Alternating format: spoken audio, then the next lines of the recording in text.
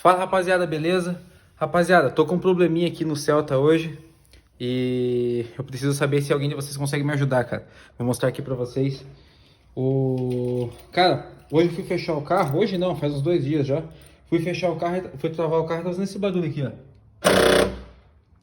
Ele fecha tudo, ó.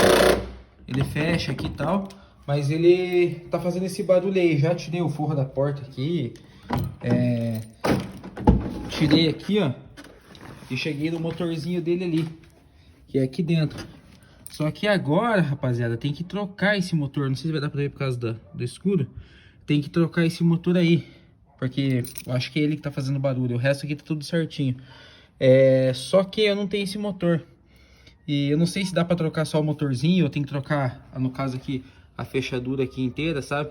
E eu queria saber se alguém aí sabe o que tem que fazer, ou se dá pra arrumar, ou tem que trocar tudo.